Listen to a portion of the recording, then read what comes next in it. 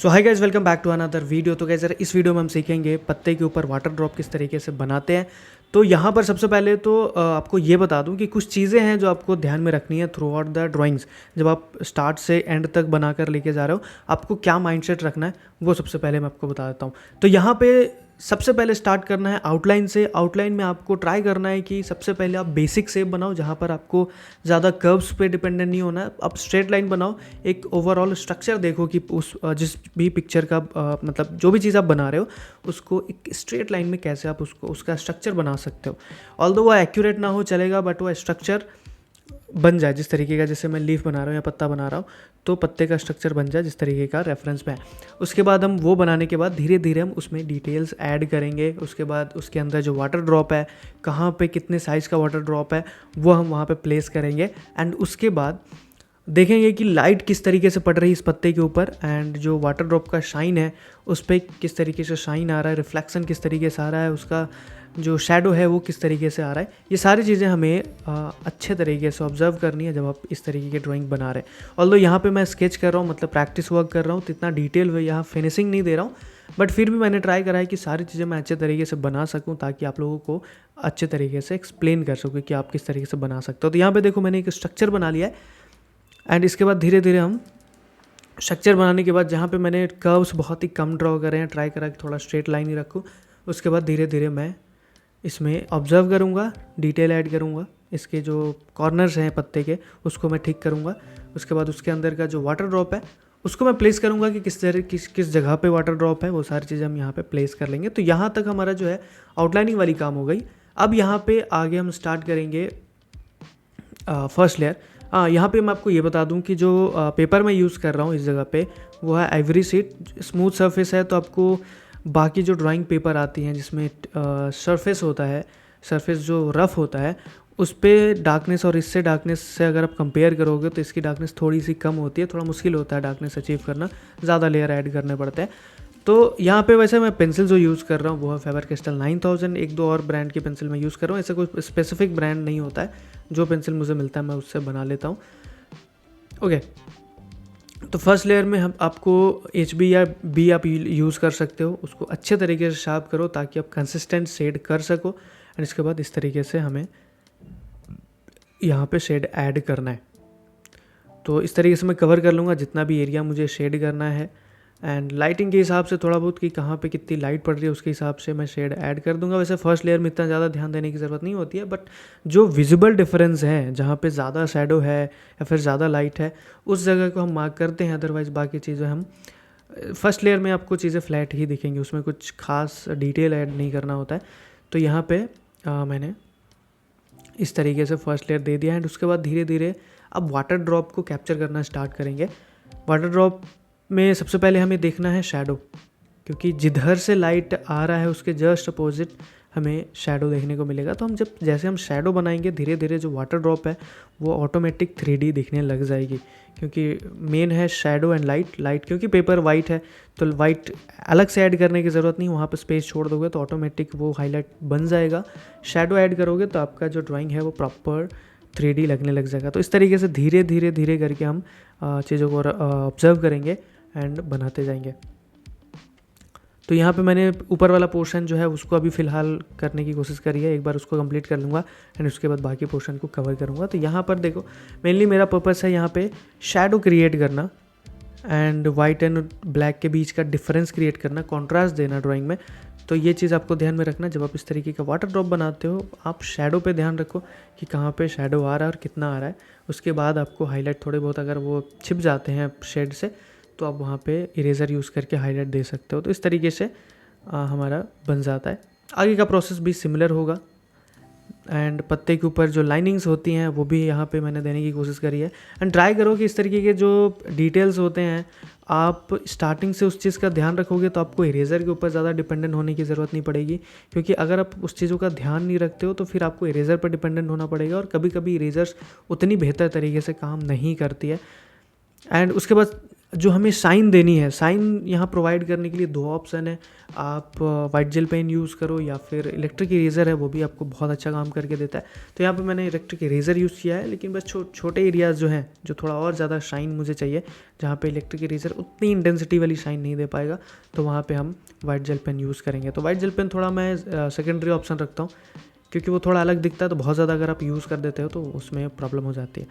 Okay, तो आगे हम इसी तरीके से ध्यान रखना है। एंड पत्ते के ऊपर जो फोल्ड है थोड़ा बहुत, एंड उस पर किस तरीके का लाइट पड़ रहा है, वो चीज़ें हम ध्यान दे के आगे बना देंगे। ब्लेंडिंग बहुत ज़्यादा नहीं कर रहा हूँ, थोड़ा बहुत मैं कर रहा हूँ सेकेंड लेयर के बाद, ताकि मुझे अच्छा सरफेस मिल जाए। क्योंकि रेफरेंस में देखो आपको जो है पत्ता अच्छा खासा स्मूथ लग रहा है, तो उसकी वजह से थोड़ा बहुत मुझे यहाँ पे ब्लेंडिंग करनी पड़ रही है। अदरवाइज़ सारी चीज़ें बिल्कुल सिमिलर रहेंगी, वही उसी तरीके से हमें ऑब्जर्व करते जाना है। एंड इसी तरीके से शैडो हमें सबसे ज़्यादा ध्यान रखना है कि शैडो किस तरीके से पड़ रही है, एंड वहाँ पे टेक्सचर किस तरीके का बन रहा है। पत्ते के ऊपर जो डिटेल्स होती हैं वो भी मैंने यहाँ पे थोड़ी बहुत देने की कोशिश करी है, तो यहाँ पे आप देख सकते हो। तो इस तरीके से यहाँ पे ज़्यादातर, क्योंकि देखो छोटे साइज़ का पेपर था, एंड जो छोटे छोटे डिटेल्स हैं उसके लिए मैकेनिकल पेंसिल बहुत सही ऑप्शन रहता है आपके लिए, क्योंकि मैकेनिकल पेंसिल बहुत ही ईजिली छोटे एरियाज़ के डिटेल्स को बना सकता है। अगर नॉर्मल पेंसिल से बनाते हो तो आपको बहुत बार उसको शार्प करना पड़ता है, जिसकी वजह से आपको बहुत इनकन्वीनियंट लगता है। तो ऐसे केसेस में आप मैकेनिकल पेंसिल बहुत ही अच्छे तरीके से यूज़ कर सकते हो, आपको बहुत काम आने वाला है। अगर मैकेनिकल पेंसिल नहीं है तो कोई इशू नहीं है, आप नॉर्मल पेंसिल से भी यूज़ कर सकते हो। थोड़ा सा आपको प्रॉब्लम ज़रूर आएगी, बट हाँ, आप नॉर्मल पेंसिल से भी इस तरीके के ड्राइंग्स आप बना सकते हो।